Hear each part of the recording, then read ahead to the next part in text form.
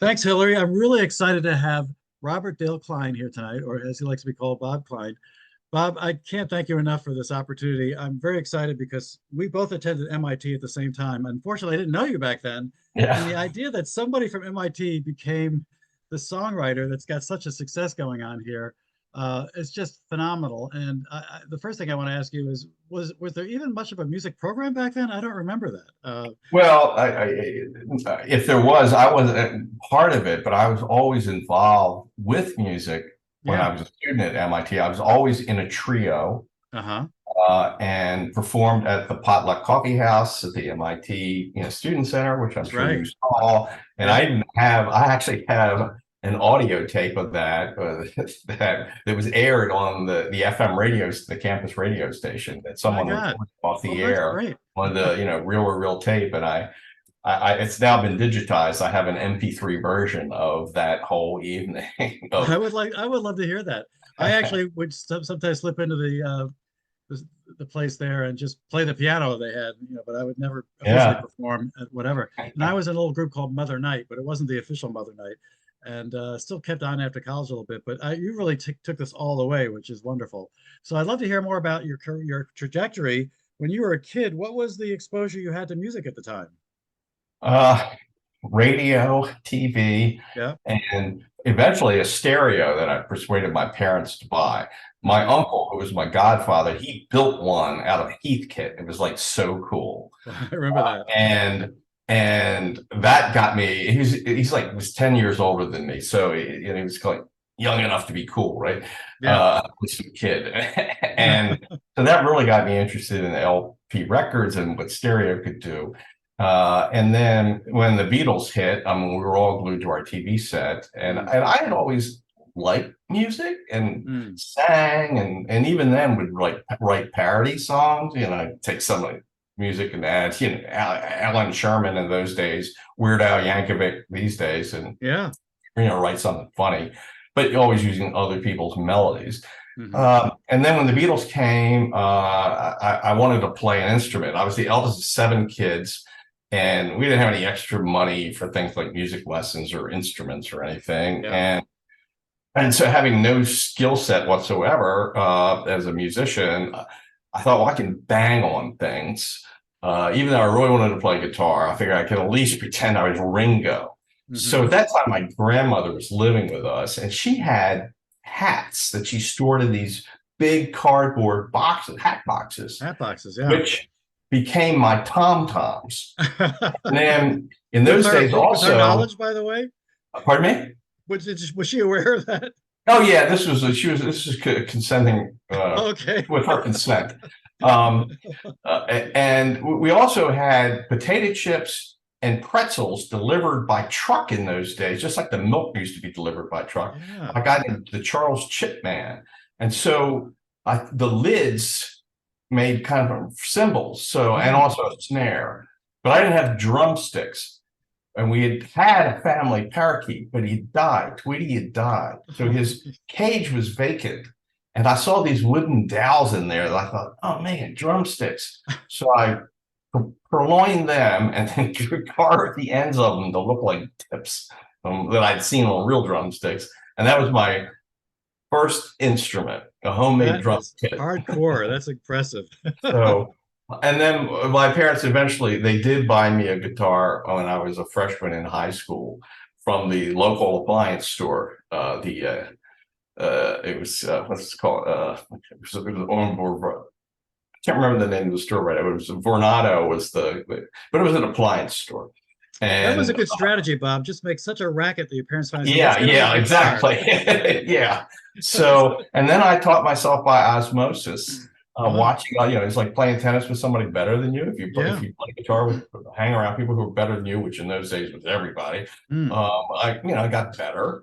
And then I had also got interested in piano, and I learned that when I was at MIT. I lived in the Chi Phi fraternity house, which had this beautiful grand piano, Mm. and I knew the names of the keys, and I knew the names of the notes on the guitar, and I just transferred my chord knowledge from guitars. I figure a C on a piano has got to be the same thing as a guitar, Mm. and then it became muscle memory. So now I've actually, I've never had formal training, and I'm sure it shows. But Wow, but no, I do that's okay for a amazing. songwriter.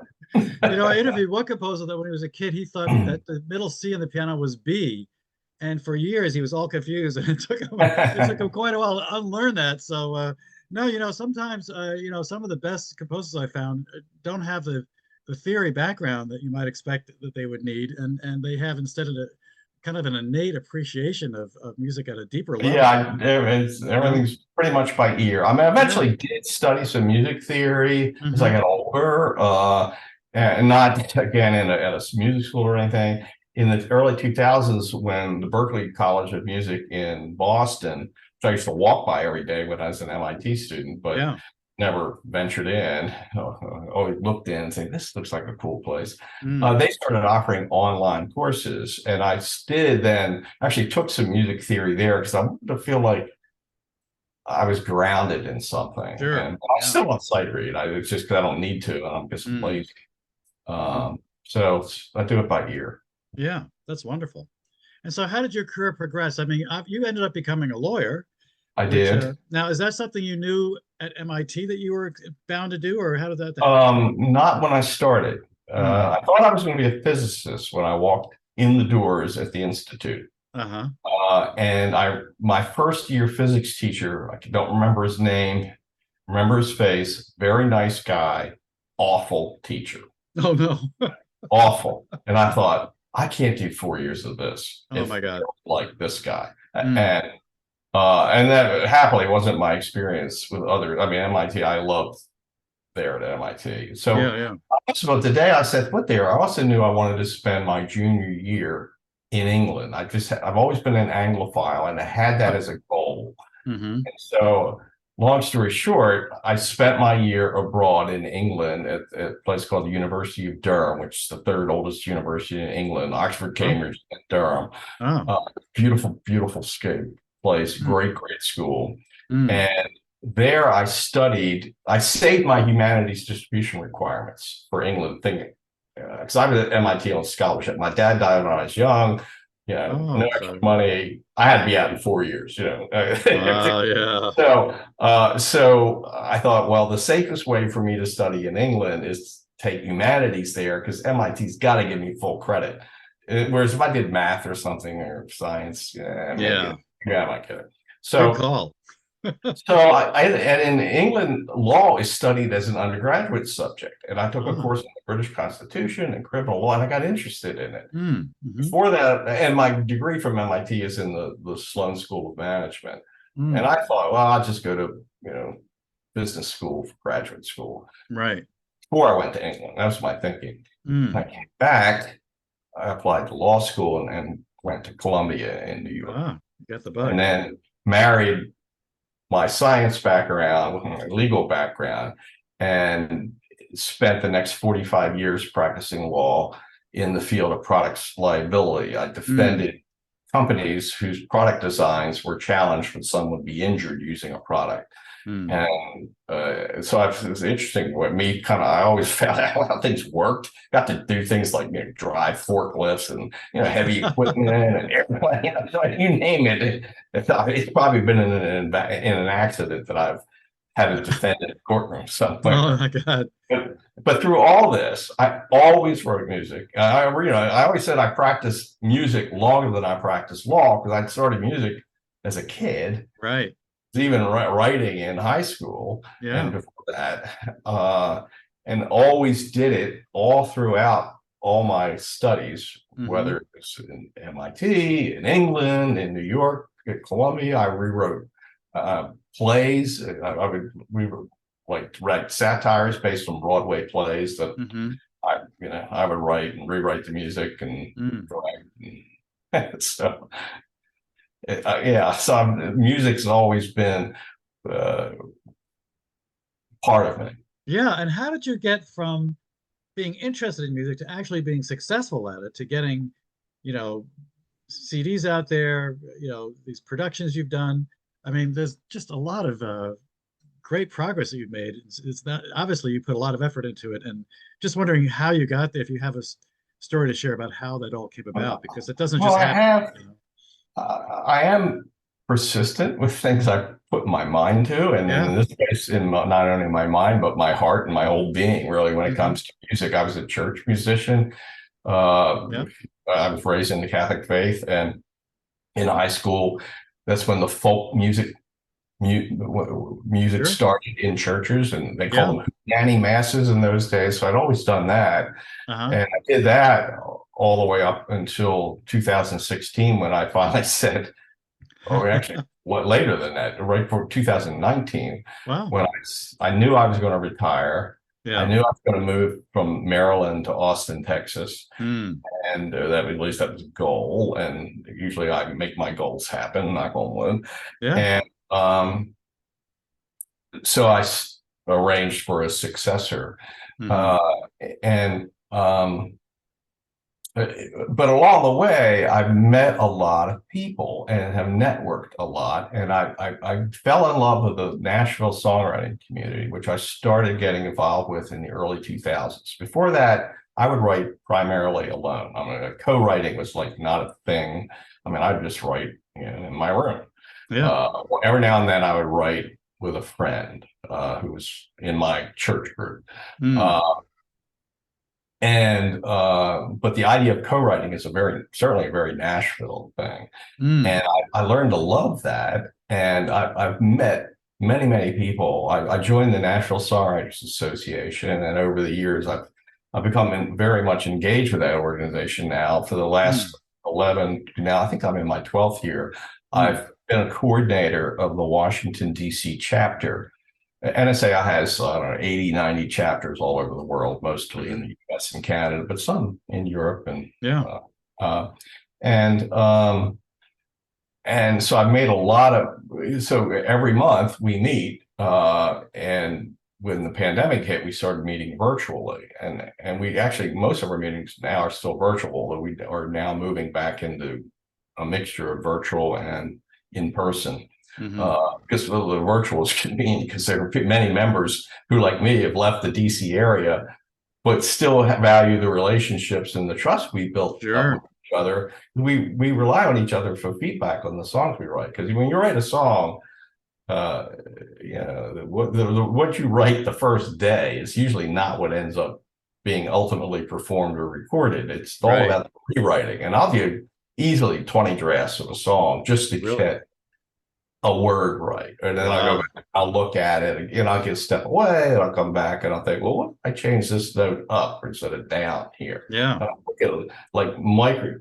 But when you first write, I mean, in 3 or 4 hours, I can usually write a song and co-write. If everything's going right. I mean, every now and then you have days when, I mean, you might as well watch paint dry and not be there, but that's rare, at least. And so sometimes I'm writing with one person. The most I've probably written with it is 4 people in a room at a time. I think that's too many. 2 to 3-way co-writes are, my preference. That's great. But every now and then, it's like magic. So through this process, and then recently I became a coordinator of not just the DC chapter, but NSAI now has regional events. So myself and a fellow named Willie Field, who coordinates the Baltimore chapter, he and I are co-coordinators of the Mid-Atlantic Regional segment, which is 9 chapters of NSAI. And so actually tomorrow night we have an event that we're hosting with a major league hit songwriter named Byron Hill. That's open to NSAI membership. It's not public. Now you have the most amazing picture behind you, painting, and you have to tell us all about it, because you got a great story about this painting. Let me, for your viewers, let me get out, not block the view.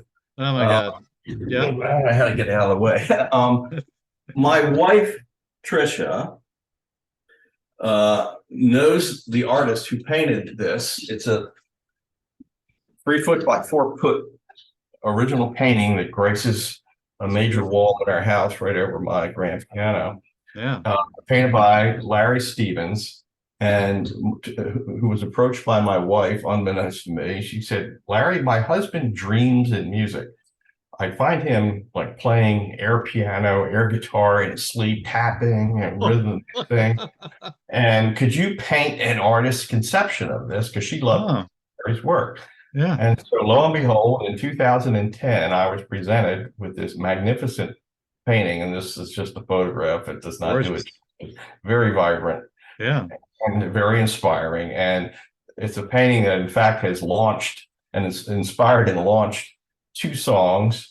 I wrote a song called Painter of Songs that is on my album that I cut in Nashville in 2018. The album is called This Side of the Dirt. The song is called Painter of Songs, and it explores the notion that songwriters do with words and music what visual artists do with brush strokes and color. Right. The notes are our songwriters' color, and the words are our brush strokes, and we're all telling stories. And so, and then you had this reaction that my good friend Dan Navarro had. Now, Dan Navarro is a major league legit hit songwriter. Co-wrote with Eric Lowen the Pat Benatar hit "We Belong." He's written hits by the Bangles. He's from LA. I met Dan in the early '90s as a fan. When they would visit the East Coast. He was in a duo called Lowen and Navarro, who were hotter than molten lead. I was in an acoustic group. We covered some of their songs. I had the chutzpah to actually present him with a cassette tape of my band covering their song. So Dan and I would run into each other over the years at different industry things.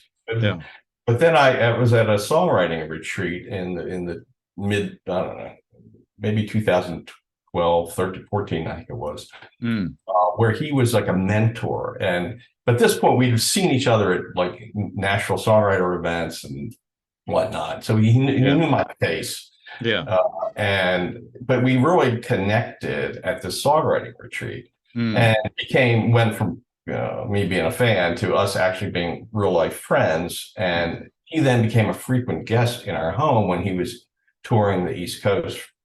And nice. So he saw this painting, and when we told him he dreams of music, he said she dreams of music. He says we should write a song called She Dreams of Music.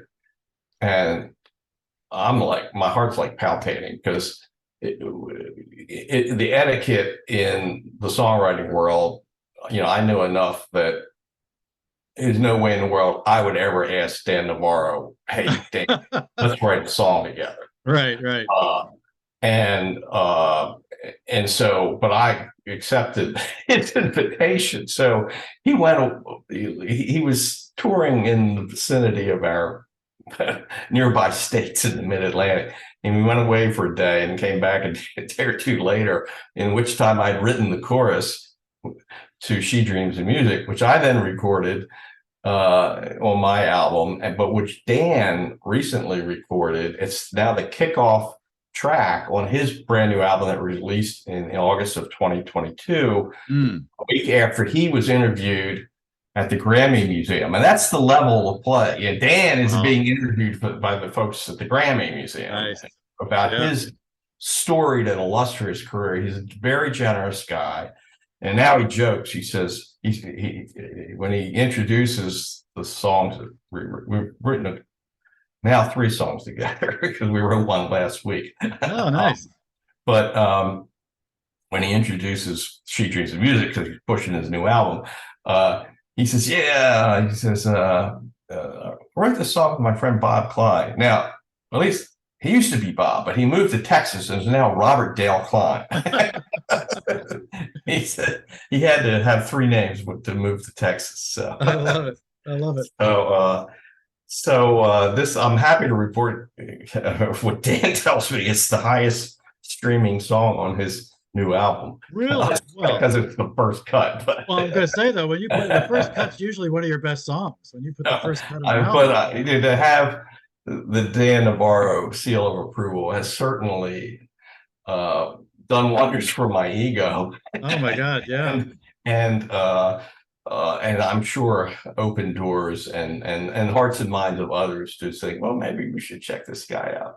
Well, let's play this piece. This is Yeah, all right. Yeah, this is Dan singing, and he knocks it out of the park. I love it.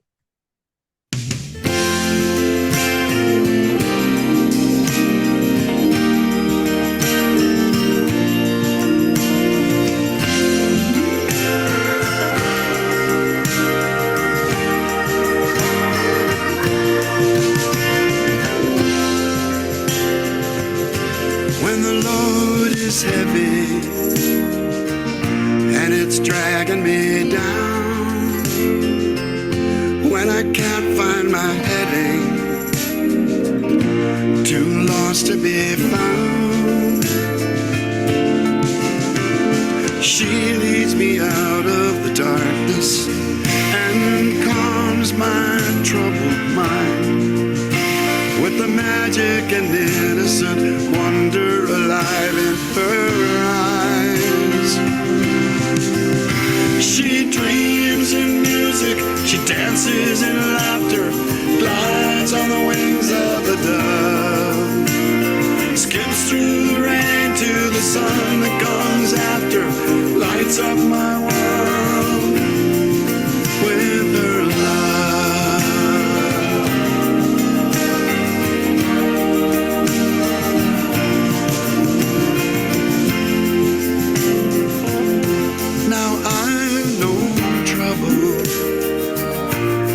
Troubles known me,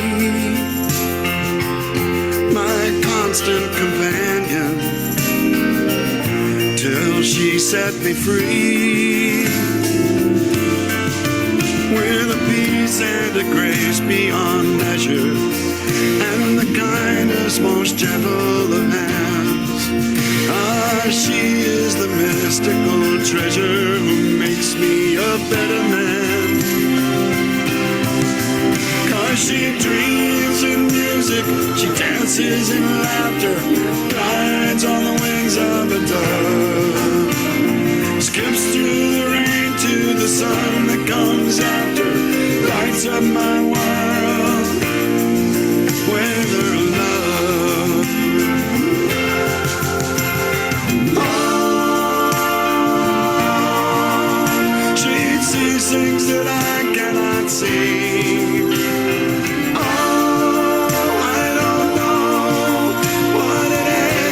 She sees in me.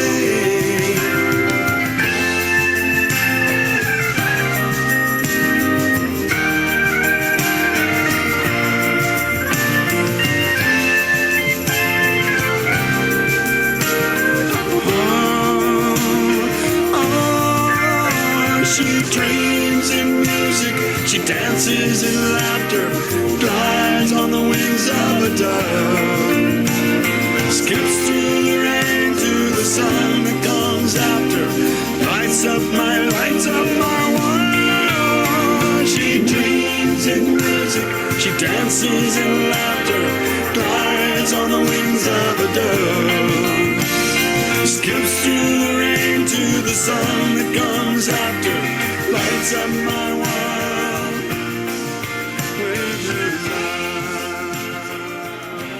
love. That's just beautiful. So when he sings "She Dreams in Music," is that your chorus right there? She dreams in music. Yes. Yeah, that's very nice. Wow. Thank you. Thank Yeah. you. So, yeah. So I'm delighted that Dan and his producer saw fit to include it on the album. It was one of about 20 songs that Dan submitted to his producer, and I think there are 10 or 11 that wound up on the album, and I'm happy that they put it in the first position. So wow. So the next thing I thought we'd talk about is, now you wrote some music to this movie, From Grief to Gratitude. I did. It's a documentary about a wonderful charity named Bianca's Kids, a charity founded by Debbie Civigliano, excuse me, who's from New Jersey. She's the author of the book. Her niece, Bianca, who was helped out at like a preschool, as I understand it. And I did read the book, and it's been a few years, but Bianca was killed crossing the street on the way to work early one morning, and her aunt was like a second mother to her, and it just devastated Debbie. And so to help process this grief, she somehow got inspired to found this wonderful charity that's kind of like Make-A-Wish, and it helps kids in need get things that they need, and it's helped thousands of people over the years. And so there was a beautiful documentary made of this, and my friend Donna Britton-Bukevich, who's my co-writer on the song, knew the director, Jason O'Brien, who's also the cinematographer, and he's a documentary filmmaker. And so we had an in, and so we created this song on spec based on, we hadn't seen the movie yet, but we had the book, and wrote a song called Thank You that does work the title Grief and Gratitude into the bridge of the song. And it's a beautiful ballad, if I do say so myself. Donna did the vocal against my piano playing on the demo that we did and submitted to the filmmaker. We later had a more proper recording made in a Nashville studio with Donna doing vocals over some, a little more way of documentation of And then when I was releasing my album a few years later, the film came out in 2016, and in 2017 I was tracking in Nashville my album called This Side of the Dirt, and this is the last song on the album, but with a completely different take on it musically from the Bird. I mean, it's two very different arrangements. I want to play a little both of those. Yeah. How do I find, is this the demo tape? Is that what this is? Yeah, this is the demo of Donna singing and me playing on a piano. Yeah, and then where's the live version? Is it over here? There's not a live version. There's a version that'll be on my album, This Side of the Dirt. It'll be track 11. Right. So we want to play that next, but I'd like to play a little of the demo first, so people get the feel for right. Yeah. So the first demo come up with a demo. Yeah. Yeah. So that's on SoundCloud, I think. Yeah. SoundCloud, That's the demo that you've got right there. Okay, let's play this then. It's a little bit of it.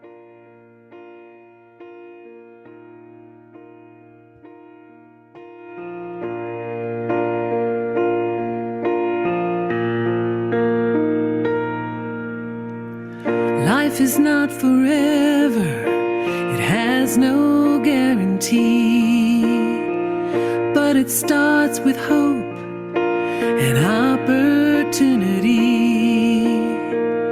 We are only guests in a temporary home, passing through an hourglass of sand, trying to live as best we can. Wish we had another morning, another chance. Now, is this something that you collaborate both on the words and the music, or did you do the words and you do the music, or how did that come together? We both collaborated on the lyrics. I primarily wrote the music, but I did have input from Donna on the music. Yeah, the chords and all that I'd pretty much mapped out before we got together. At least I had a sketch, but it's an iterative process, and certainly words inform chord and melody choices. We each had a hand in it. But and the lyrics are great. Lyrics are great. Okay, so let's see. You have to. And then you want to go back to that. And so this one I just might mention. When I recorded that, stylistically, you'll hear a very different tempo and kind of almost Dixieland version. Yeah. And the song, and maybe we can just listen to the beginning and then maybe skip to maybe a minute or so from the end, Okay. As originally intended, it was supposed to end on this long-held B3 organ chord and then silence. God, And it's I love that intended to be the sound. last track of the album.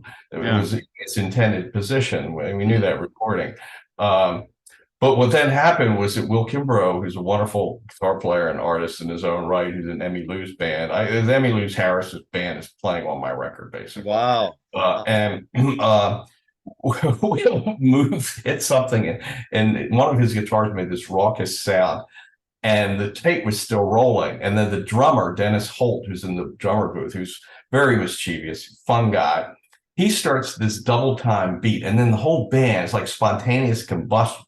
Thank God we captured it, because then Cindy Morgan, who was singing backing vocals on the album, she sang this like scat vocal over the end. And then when I got the tracks back, I thought, oh, now it sounds like Bob is driven off in his limo and the band is still playing to cover for him. So his hands can't get to it. That would be my mother, my one person fan club. But so I said, we can't have, I gotta like still be present. So I overdubbed my own scat vocals back at my home studio. And that's what ended up finally on this recording. I love it. I love it. All right, so let's play some of this. This is great. But it starts with hope. Already very different.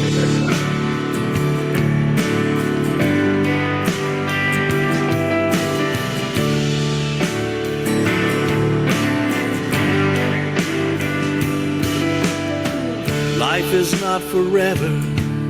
It has no guarantee.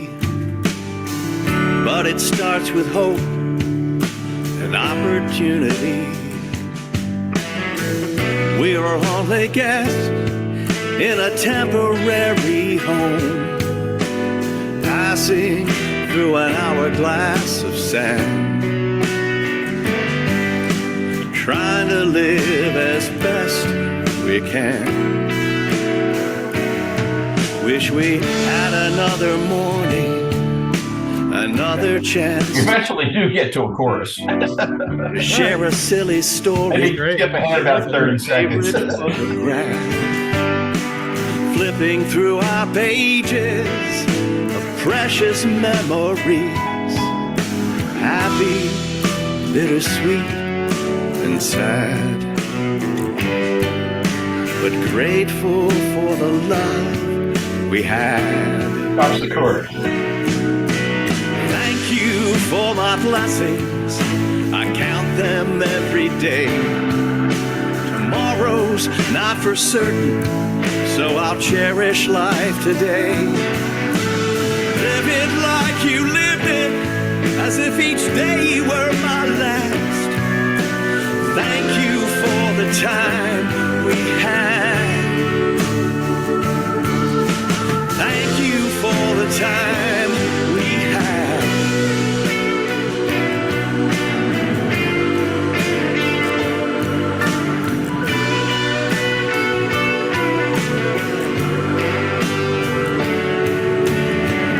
Step by step we move from grief to gratitude. Thank you for my blessings. I count them every day. Tomorrow's not for certain, so I'll cherish life today. Live it like you lived it, as if each day were my last. Thank you for the time we had. Thank you for the time we had.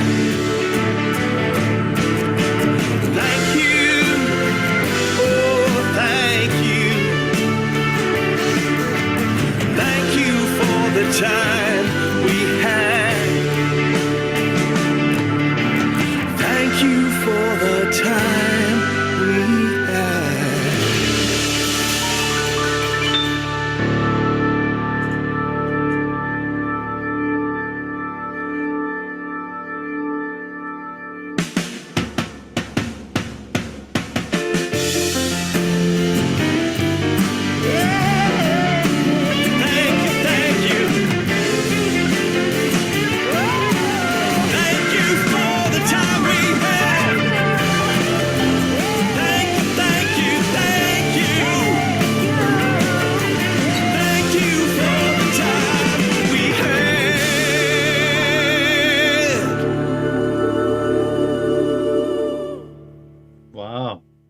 happy accidents. So like all those great keyboard parts, the piano and the organ was Phil Madura, my producer, who's Emmylou's keyboard player, and he also plays guitar there. Will Kimbrough was doing all the electric guitar. Chris Donahue, who's Emmylou's bass player, was doing all the bass parts. And John Painter, I mean, there's so many people in there. Cindy Morgan was doing all the female backing vocals. So, oh my God, very blessed to have those. That is folks. great. That is great. Yeah, anybody can sound good when you're backed up a band that's as good as them. Wow, that's just such a great thing. And I love that. I love the sound of the Hammond B3. Oh yeah. And I actually had in college an M3, and the Leslie, which is some people may know, is a oh yeah, sure. these little speakers that rotate, and you get this wonderful wah-wah effect, and it slows big down. speakers that rotate. Oh, weigh a ton. Just amazing, amazing sound. Yeah. So we want to play a couple of other things before we wrap up, including I Wonder What You See and the Tir Na Nog, which is your latest one. But are there some other things that we might want to play? We probably have time for 2 or 3 other songs here. Which ones would you like to highlight from this? Golly. How about, I'm trying to think of something that's not too long, but how about maybe because it was also inspired by the same painting, Painter of Songs. Yes. That might, track number 9 there might be a bit, or at least, a little bit of it. You're going to hear kind of what I had in mind. Okay.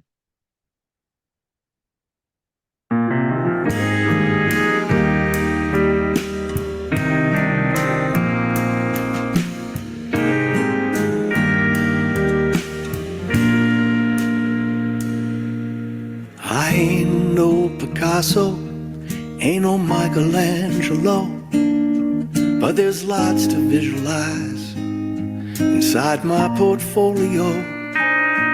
With a notebook for my canvas and a pencil for my brush, do-re-mi's become my colors when I give these keys a touch. Let me conjure up a picture from places we've all been, with love and words that whisper.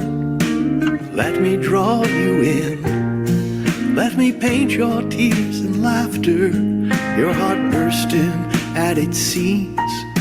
I'll try my best to capture your hopes and all your dreams, and every love that's helped to make you strong.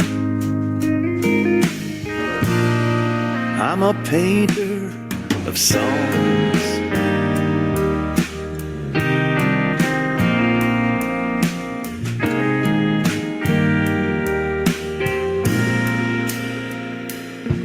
I will sing from city sidewalks or in a smoky, dim-lit bar. And if I do my job just right, I could be singing in your car as I reach across the distance from out behind this mic, sending images on airwaves that I paint for you tonight.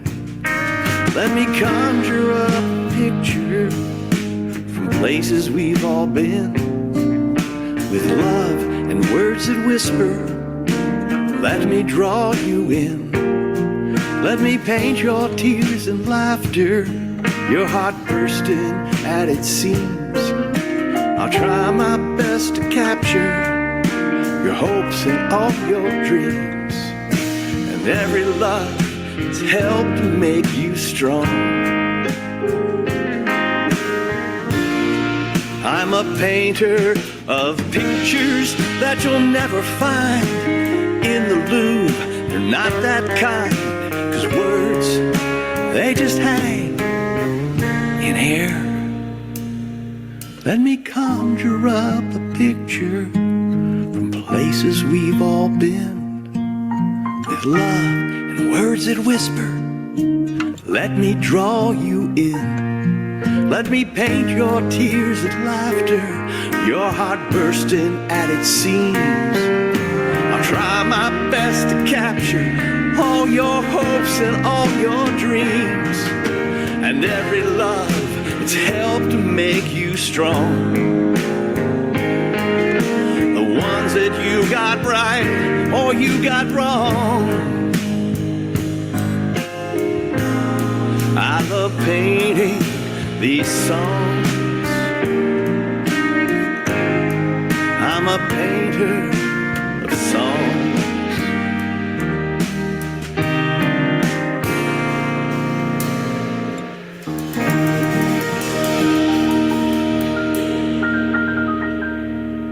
Really nice. Very nice. I have to tell you, I'm tempted to want to listen to the Maker's Mark because it's my favorite bourbon. Well, it's one of my favorite too. It was actually inspired by that. It was at the songwriting retreat, and he's now deceased, a great writer, Chuck McDowell, brought this gigantic bottle of Maker's Mark whiskey to this retreat, and it was gone. I mean, like I'd never had it before. Oh my God. I was impressed by, the bottle with the wax at the top and all that. Right, but it was not, I mean, it was like a double, I don't know what size, but it's not a normal size bottle. It was gone. But there were 15 people at this retreat, let's be fair. But I wrote this song as soon as I got home from this, that I was there's actually a music video for that song. On my YouTube channel, which is full of songwriters, including a lot of people who are my record. Because we had another writers retreat. I said, look, if I buy the drinks, I talked to, it was a local bar. It's in Hot Springs, North Carolina, in the Appalachian Trail. And there's this retreat house there where every year we congregate. And this particular year, I'd always had it in my head. I wanted to film the music video of that song in this place because it's near a railroad track. The opening line, but when you hear the lyrics, the setting was perfect for it. Now, how do I find your YouTube station? Go to the YouTube page that has She Dreams of Music on it. It's just on your fourth tab right there. Yeah. Why don't we just search for Robert Dale Klein, artist? Will it get me there? YouTube search. Oh, search it. Yeah. Search within YouTube for Robert Dale Klein. Yeah. Okay. And there you go. Of course. Okay. And then let's see, go to that artist page right there. The one with that with the circle, that one. Yeah, go to there. Okay. And right there on Maker's Mark official music video, about the fifth. Okay. Shall we do that? Yeah, sure. Excellent. Now I may get an ad because it's YouTube. Yep. That's my dog's. And that's yours? Yeah, that's Cyrus. It is. Okay.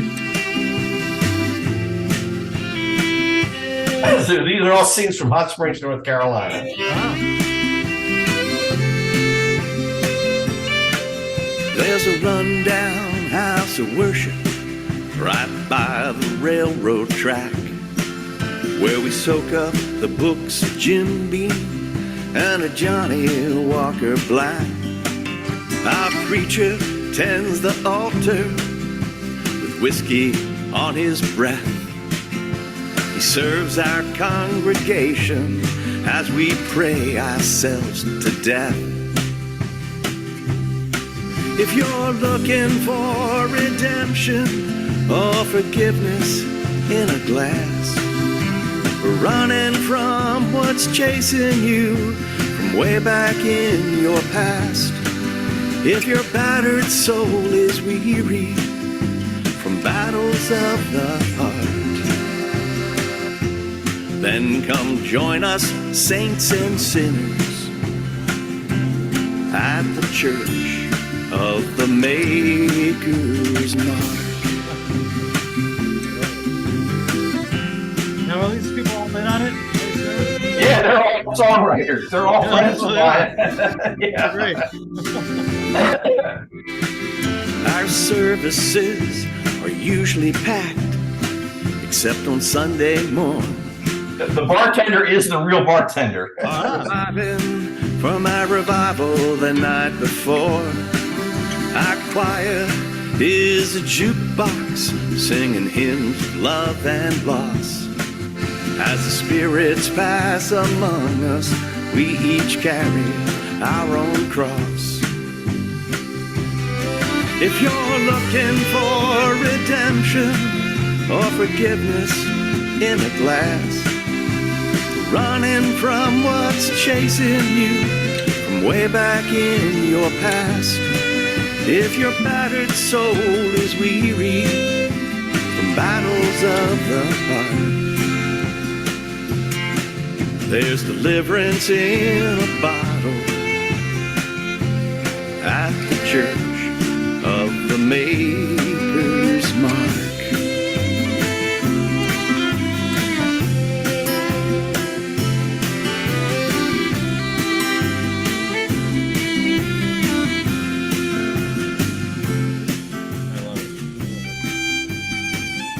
Now I want to ask you, obviously your album is this side of the dirt, obviously above ground. Yes, so far, so good. And I'm wondering, would it be worth listening maybe to the title cut? And also, when you talk about Hey St. Peter, that clearly is obviously about, the other side. So is it worth listening to those for a few minutes? It's hard for me to be a judge. Yeah. Hey St. Peter's pretty sad. Oh, okay. It's about people, it's a song about losing someone. And it's, hey, St. Peter, we lost a good one today. Yeah. I want you to know he's headed your way. What was the motivation for that? Did you lose someone around that time? Well, and you get to a certain stage in life, and you're probably experiencing the same thing. Yes. Yeah. And, people drop out of your life. They die young. I mean, at least everybody I know, they die. In my opinion, they died young. Yeah. And so it's just an accumulation of losses that just inspired me to write that one day. Yeah, I lost 9 people once in 6 months, and I had to write a piece just to deal with it. So I totally. But why don't we play a little bit of it at least? Because I think. Okay, yeah. I actually, when they tracked when the band tracked this, and I hadn't sung the vocal to it yet. They just had a scratch vocal. I was crying in the control room. Wow. Okay, so let me hear the lyrics right here too.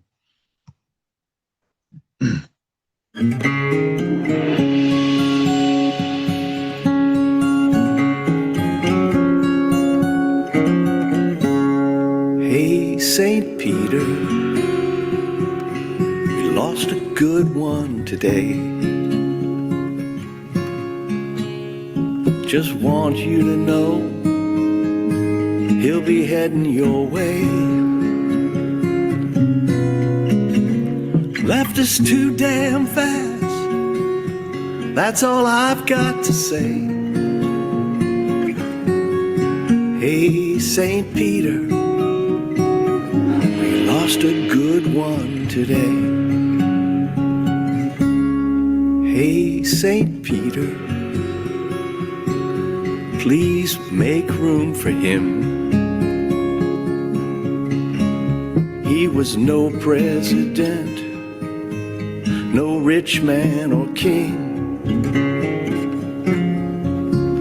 but he salted the earth. He was my best friend. Hey, St. Peter, please let my friend in. Open the arms of heaven, let him gaze on his Maker's face.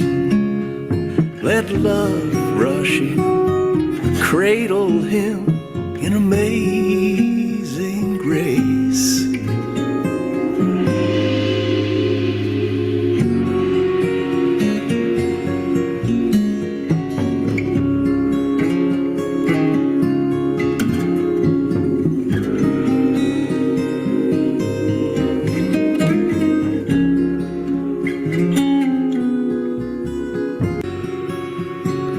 Please make room for him. Well, thank you for letting us listen to that. I can tell it was deeply moving for you. Yeah.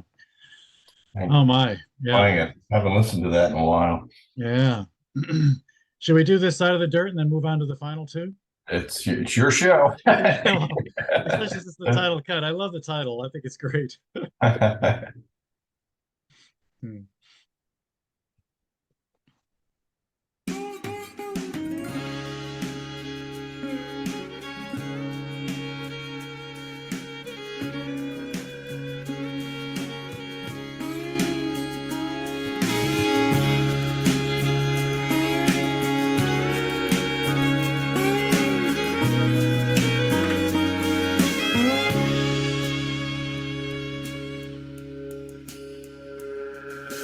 Dust to dust, breath to breath, we're all making our way from birth to death.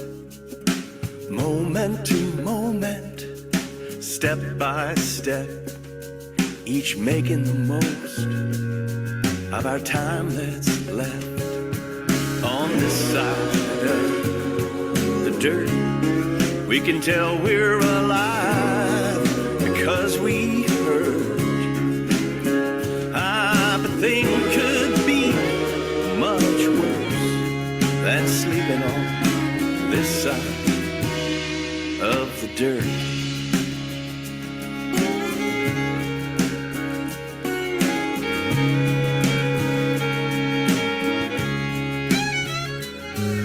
Some journey long, others get cut short.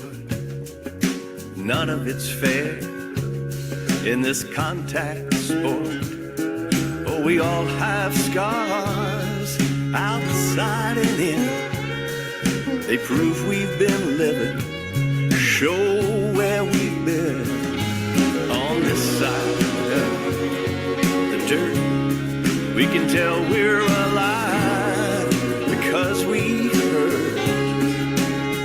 But things could be much worse than sleeping on this side of the dirt.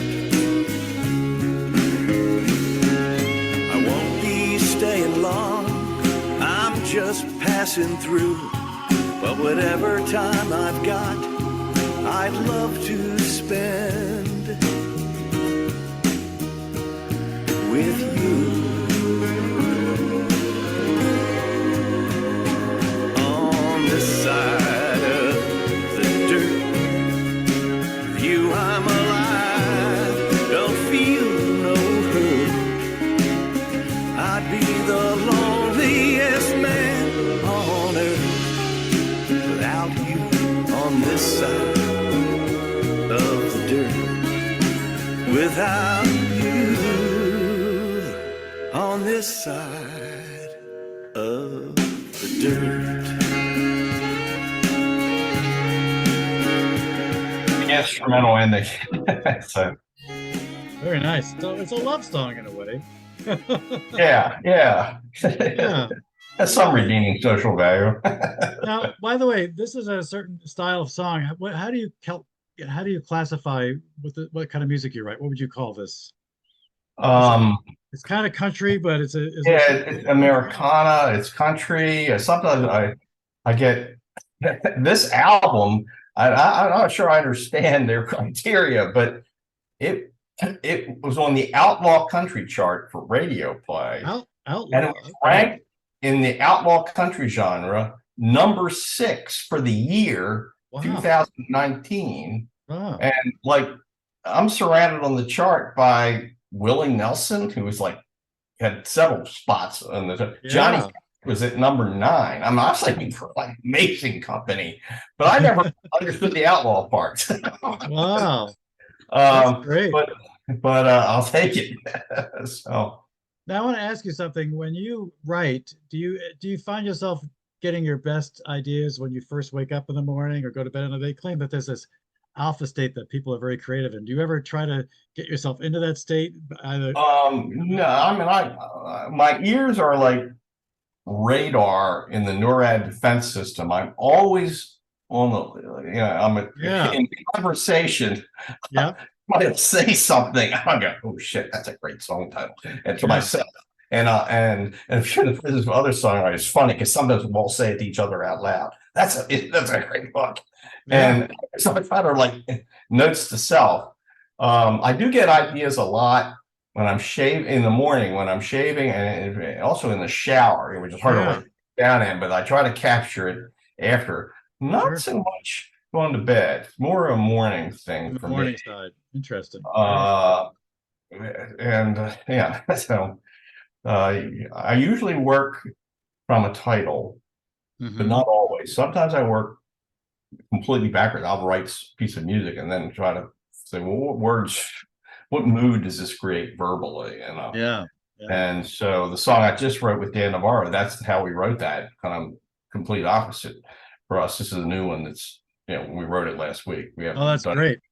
When does that come out, by the way? I guess it takes a while. I have no idea. Yeah. I mean, he just released an album, Yeah. and we haven't finished. Like I said, there's writing and then there's rewriting. So Yeah, that's exciting. I'd say we're probably 90% of the way there. But I've already sent emails to him saying, "Hey, what about this? What about that?" And little tweaks here and there. And he's touring back on the road. So I'm hoping to see him when he's in town in Austin for South by Southwest next week, and maybe me and I can work on it a little bit. I don't know what his schedule's like.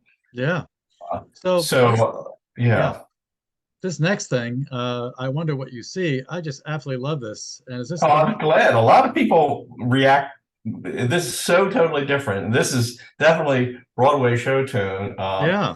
I at a songwriting retreat again, put on my producer in Hot Springs, North Carolina.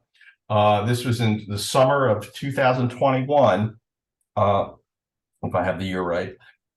I went to the retreat. It was my annual pilgrimage, and there was a new person there, new to me. She was classically trained, and her name is Sasha Lazard, lives in New York City, classically trained in opera. I mean, she's voice like Julie Andrews. Honest, that is not an exaggeration. I mean, when you close your eyes, like you swear you were with Julie Andrews. And she is now like a pop crossover artist and does a lot in the New York society world. And so Sasha had written some songs. I mean, she'd recorded some songs for film that she co-wrote with one of my other co-writers, Cindy Morgan, as somebody, a friend we have in common. And that song ended up in a film. She sang it as a duet with Robert Redford. Really?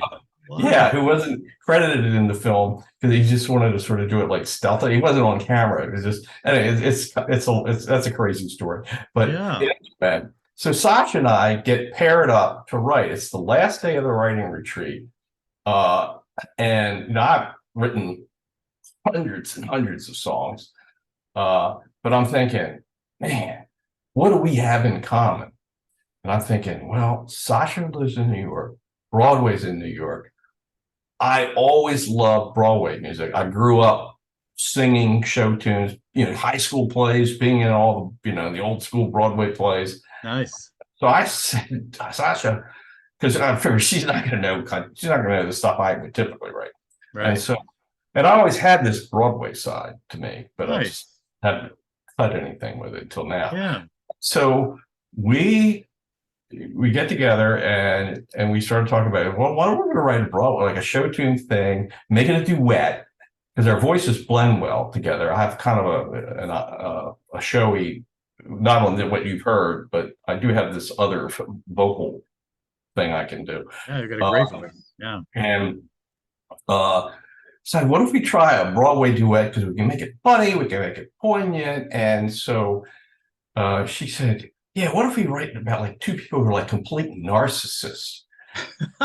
and I'm thinking, okay.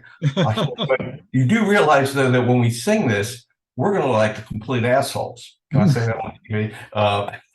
And so I said, so what if we take that idea but flip it? So what if we write about two people who are insecure about what the other person could possibly see in them? Because they're so different. I love that. We ended up writing, and we wrote this song in 3 hours, 4 hours. No kidding. And performed it that night live, which is like show and tell at the end of every writer's retreat. Wow. The place was blown away because they weren't, probably mostly because they weren't expecting it to be, because it was kind of cute and good, I think. And I think we were on to something. So Sasha, like, we get back from the retreat. Next thing I get, she says, Bob, I really want to record this song. She has a studio in New York that she regularly records at. Nice. So, long story short, like 2 weeks later, I'm in New York City recording this duet with Sasha. We filmed the whole process. And then we created this music video of a peek behind the scenes. I love And it. we released it. We both released it. We released it in December of 2021 on all the streaming platforms. And I highly encourage everyone to look up Sasha Lazard, Lazard.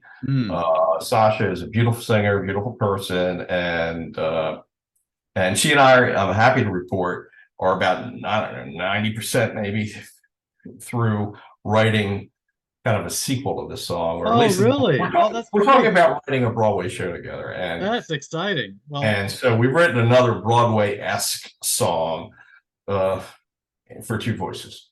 this is great. Everyone's going to enjoy this. So I'm going to sing Sasha in Ireland in a few weeks, and I'm hoping that we finish the new song then. I love it. Okay. Right. Maybe in between there. That's Sasha in the red. So then this is going to be the next section is after his ketchup covered thing. Oh, okay. Now we're going to start all over.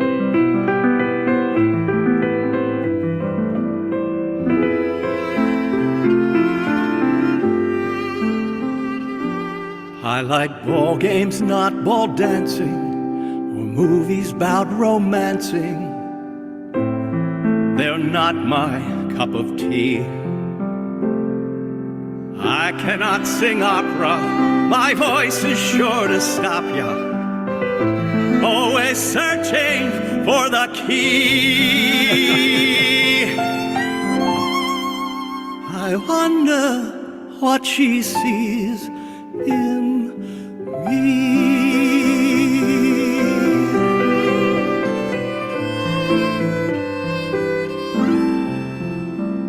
I make him wait far too long. Always right, I'm never wrong. That I guarantee. Meat to me is carrion. I'm strictly vegetarian. I'm completely gluten-free. I wonder what he sees in me. Chemistry and chromosomes, magnetic magic pheromones, aligning Venus with the planet Mars. Two opposites in every way. Are we engaged in rash foray? Are we a perfect match made in the stars? I wonder what you see.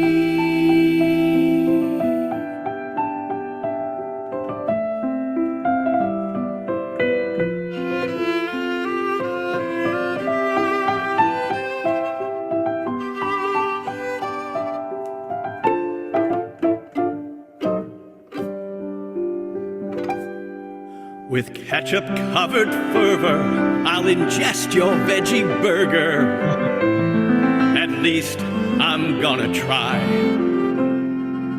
You make me Belgian waffles, cracking jokes so old and awful. Still I laugh so hard, I cry. Like a sunrise, you're so haunting. Never leave me wanting. You're how I greet each day. Without you I'd be needing a reason to keep breathing. Instead you take my breath away. Chemistry and chromosomes, magnetic magic pheromones, aligning Venus with the planet Mars. Two opposites in every way. Are we engaged in rash foray? Are we a perfect match made in the stars? I wonder what you see. I wonder what you see.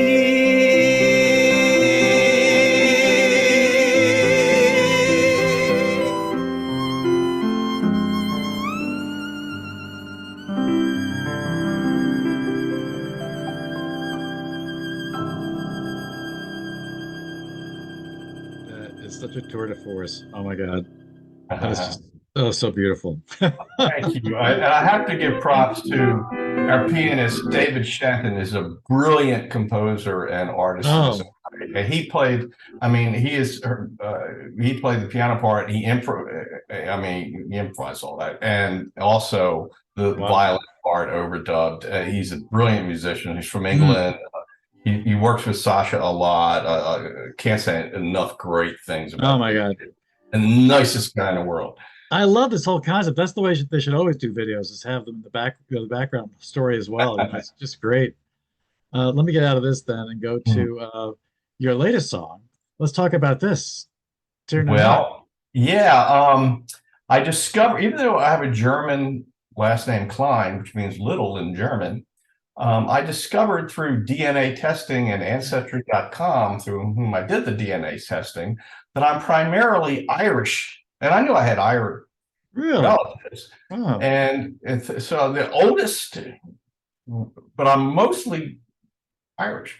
And so I was able to trace back to as far as 1785 in a little area, not even a town, of Ireland, kind of in the middle, closer to the East Coast, called Shannon, where I discovered that my four-time great-great-great-great-grandfather, Barnett Morgan, was born in 1785.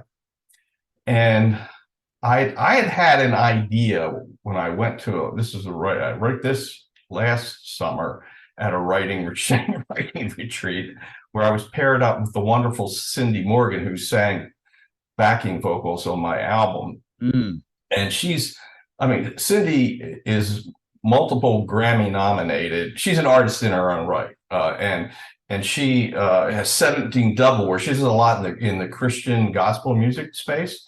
And she has 17. So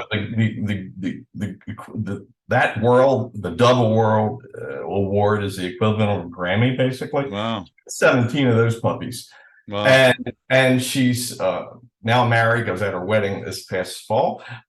She just married another good songwriting pal of mine, Jonathan Richardson. And so anyway, so Cindy and I get paired up to write.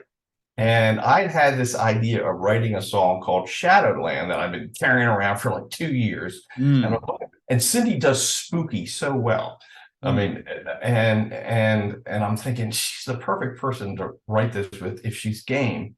And I also had this interesting guitar riff that I play in alternate tunings a lot, and I thought might lend itself to a song called Shadowland. So I showed her that, and we got talking, and she came up with the idea. She started quizzing me about my ancestry. Her, by the way, Morgan is her maiden name. So, and my grandfather is Morgan. She's Welsh descent. The Irish Morgans, I think, came from Wales originally. So we probably got common ancestors way, way back. So I think it's fate brought us together. And we wrote this song in an afternoon and performed it that night. And then I said, Cindy, I really want to cut this song, and would you sing on it with me? And so she did backing vocals on it. And then I created this music video. And I'm headed to Ireland in April for the same writers retreat, but in Ireland. Cindy won't be there, sadly. But my record producer will be there, and my friend Sasha will be there, and then where I hope to finish up writing our in the works show tune. But this is a Celtic tune, it's very different. So I write in all these genres now. Yeah, excellent. Here is Gaelic for Land of Eternal Youth. Okay. It's from Celtic mythology about a place where people never age, never die, and where, in my imagination, where our ancestors wait for us to come meet with them.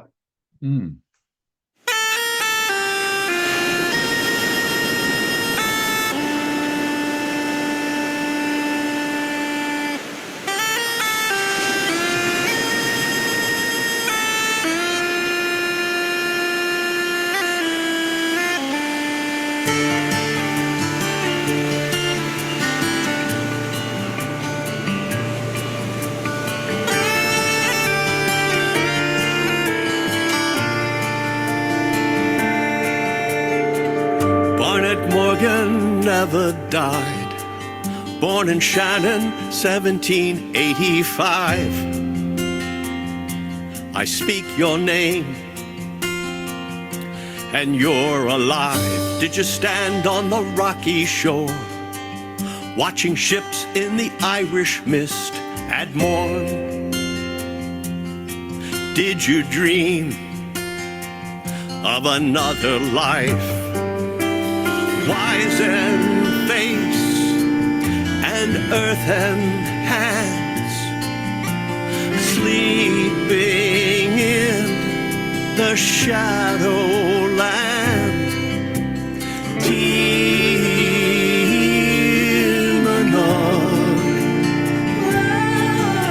Return you back to me.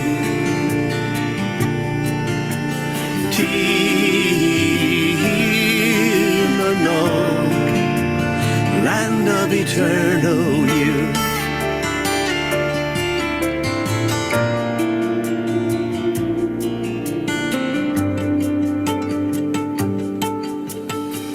Barnett Morgan begot James, who begot James, who begot Teresa E., who begot James R., my father, who begot me.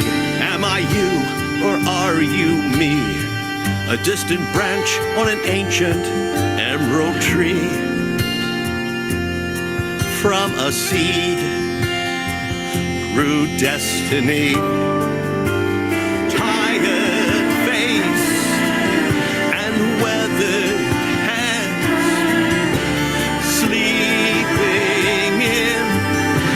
Shadowland, Tinanog,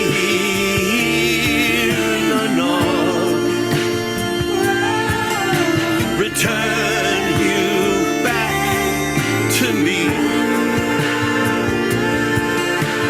Tinanog, land of eternal youth.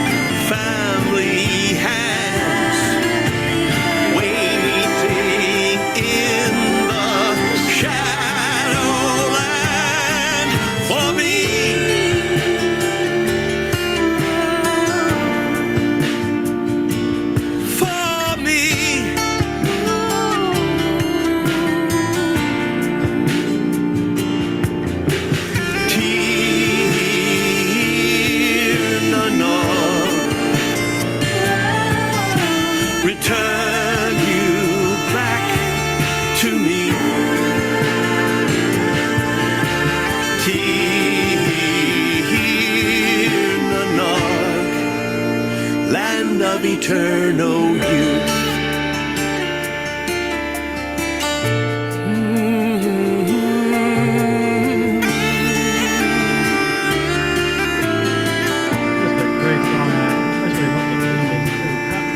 Barnett Morgan never died. He was born in 1785.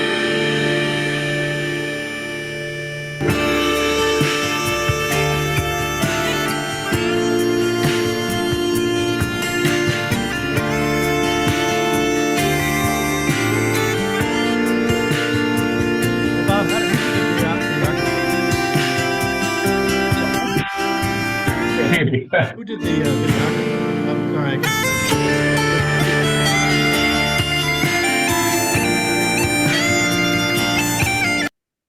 Who did the videography on this? Just the beautiful scenery. I did. Really? Wow. Well, I didn't film the scenes from my. I mean, I created the video. Yeah. Years ago, I took a course at Berklee College online on how to make music videos, and I use that as a way of learning the Apple high-end video editing program called Final Cut Pro, and I love it. To me, it's like you tell stories with pictures. Oh now. my God! Yeah. And so there are places you can find stock footage and whatnot. So I combined stock footage. Some of those images I created using artificial intelligence. Really? I mean, I wanted certain things, and then I put all kinds of effects like fog and little special twinkling lights. And oh my God, yes, so very nice. there's hundreds of hours of work in that video. Yeah. And then I just, because I knew I wanted to stand next to a Celtic cross, and I did some research and found this ancient cemetery here in downtown Austin. Get out of here. It's noted for having several Celtic crosses. Wow. So I found one that I liked, was like the right size. That's great. So my wife came with me that day. She saw it because I didn't want too much of me in the video, but I wanted enough to relate the singer to what was going on. Yeah. And so I disguised it a lot with special effects. Oh, Bob, I can't thank you enough for a great hour, a little more than an hour, but just so fascinating. I'm sure we spent another hour talking about all these things. Oh, can I say one thing? Because I forgot. Of course. The reason we came up with it was Cindy Morgan's idea when I sold it to Shadowland, and of course we were talking about all this Celtic stuff. She said, I wonder if there's like a Celtic word or term for Shadowland. So we hit Google and we thought the closest thing was Tir na Nog because of the idea of it. The people don't age, they don't die. It's a place where you meet your ancestors. So, so that's how the title came about. Very nice. Very nice.